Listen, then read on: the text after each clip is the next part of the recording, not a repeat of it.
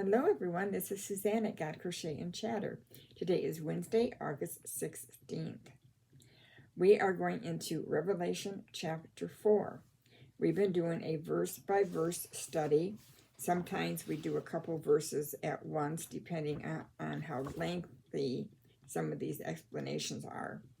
But we're not going to make it confusing or difficult to understand as in our limited knowledge. But if we study out the Bible and we really dig into it, everything falls into place very nicely. Okay, Revelation chapter 4, before the throne of God. Now, we just got through studying about the 7 churches. Those 7 churches represents really one church, Christ Church. And these 7 churches took a look at what the church was doing right, what the church was doing wrong, and God giving them the chance to repent and come back to their first love. All over, wherever the Lord's church is, there are these type of things going on.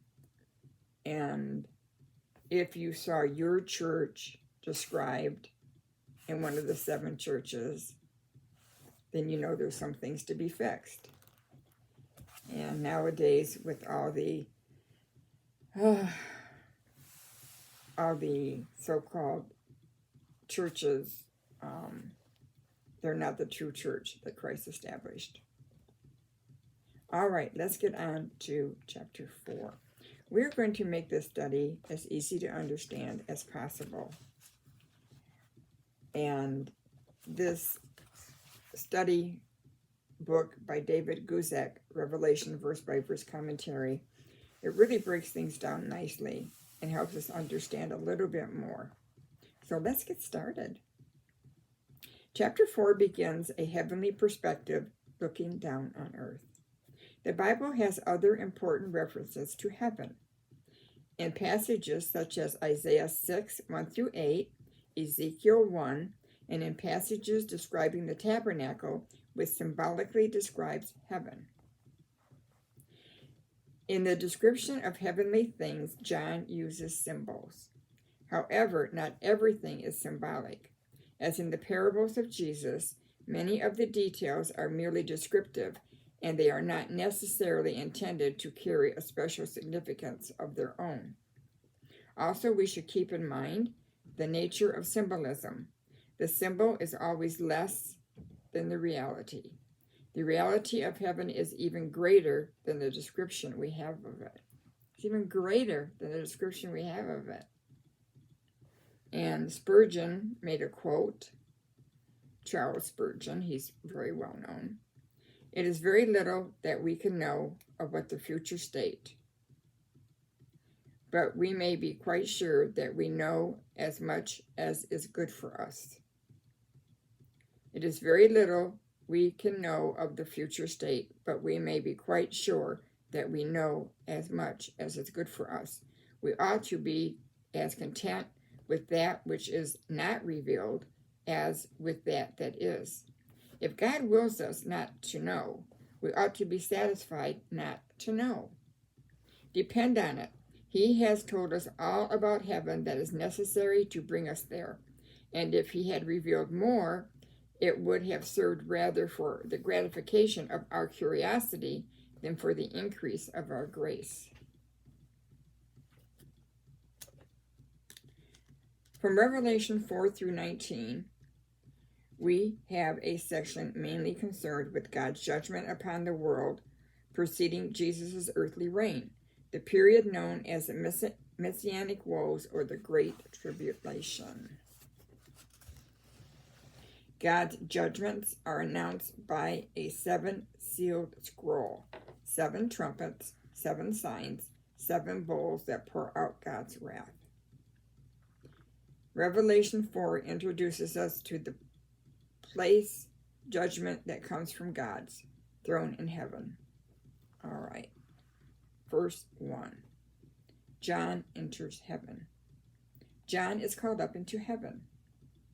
After these things I looked, and behold, a door standing open in heaven.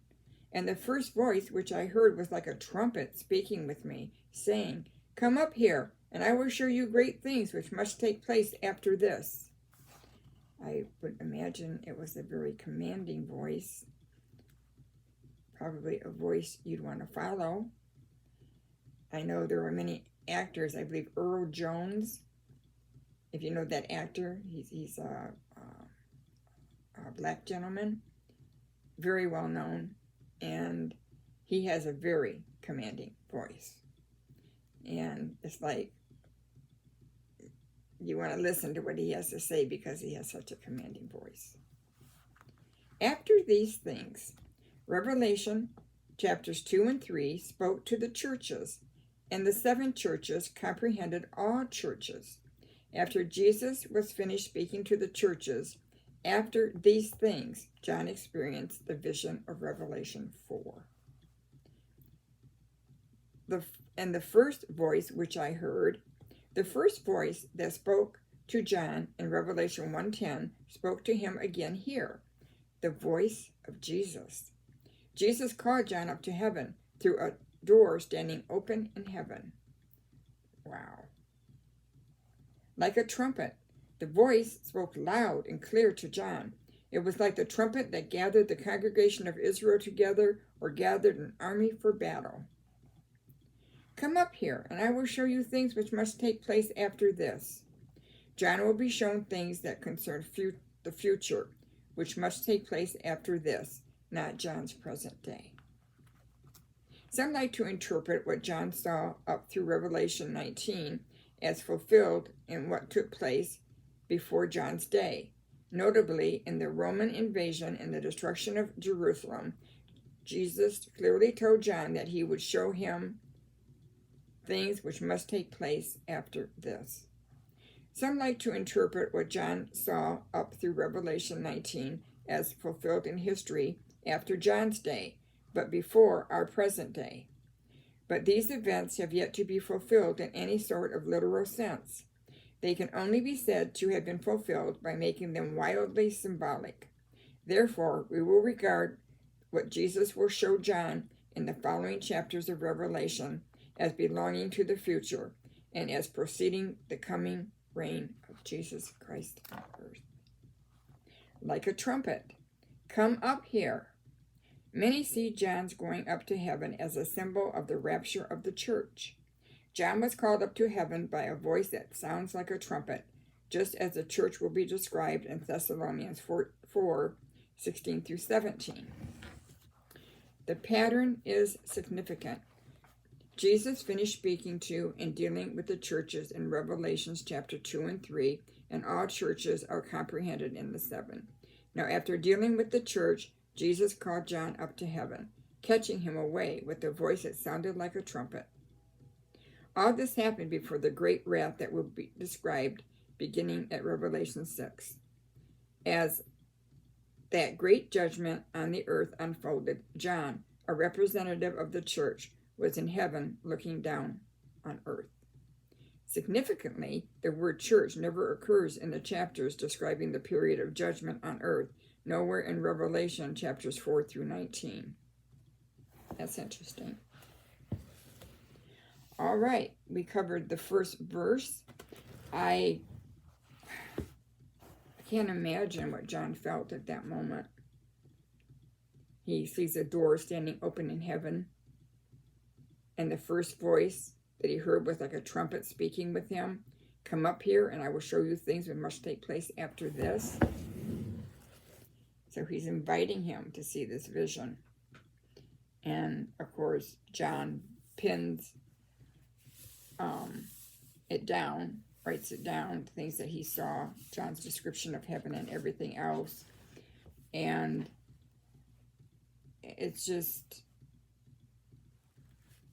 how could John not heed that trumpet voice? When something gets your attention, you want to look at it a little more deeply. Like, whoa, okay, oh, wow, you know, you want me to come up there, I see a door standing open, and wow. So next, we're going to read verse 2, and that will be on Friday, when John goes up in the Spirit, and John's description of heaven. Wow, this is going to be such a good study. From here on out, I'm going to be very careful to present it as simple as I can, as easy to understand as I can. There have been tons of people that have talked about the chapters in Revelation and did articles, did verse-by-verse studies, did their own little essay on what was in this book and how to understand it. There's just so much available at our fingertips, and I feel very blessed. I have a lot of books, and I really became interested in the commentaries for a deeper study.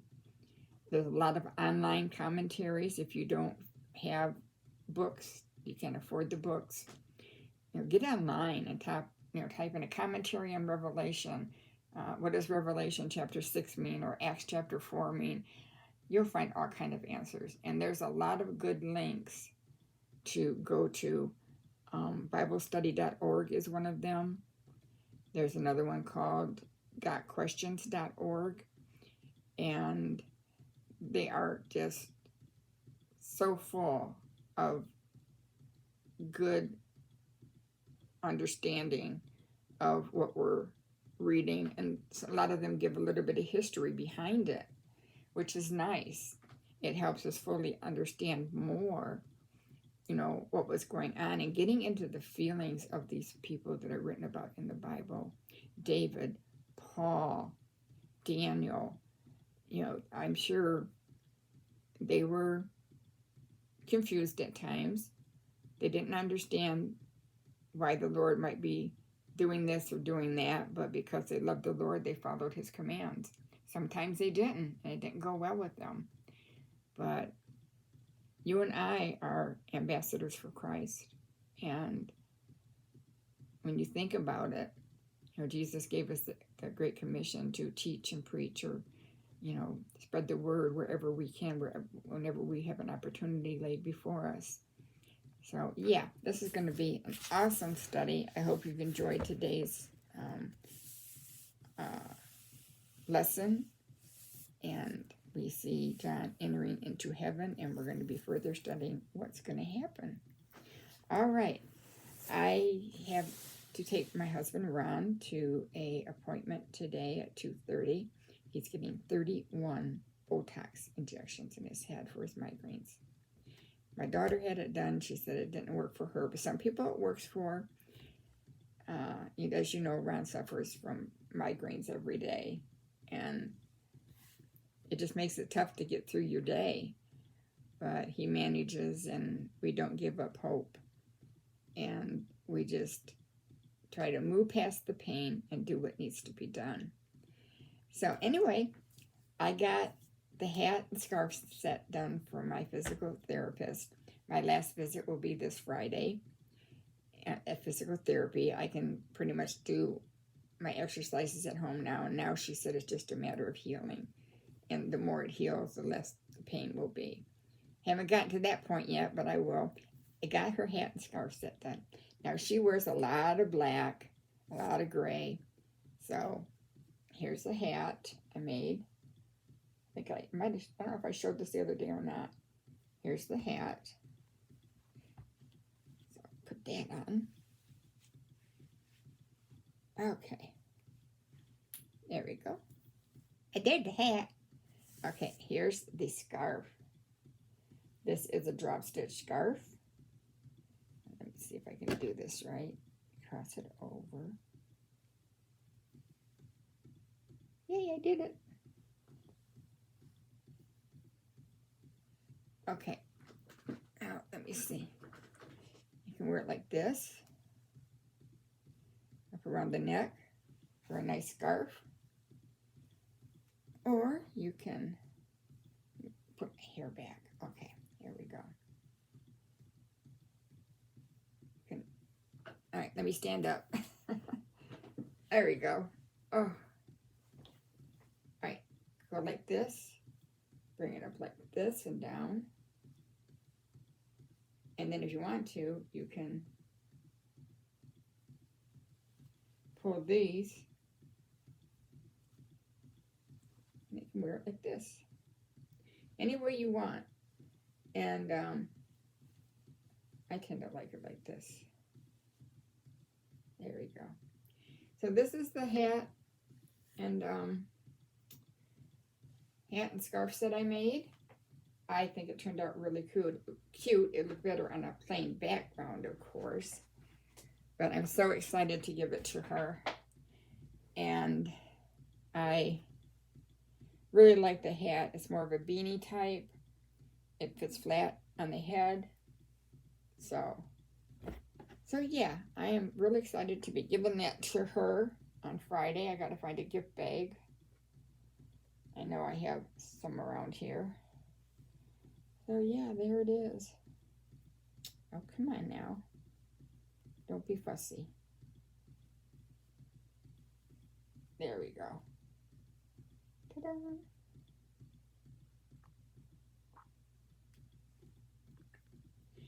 Next time I make one, maybe I'll do a short video on how I bring it down to make this. It's a lot of fun.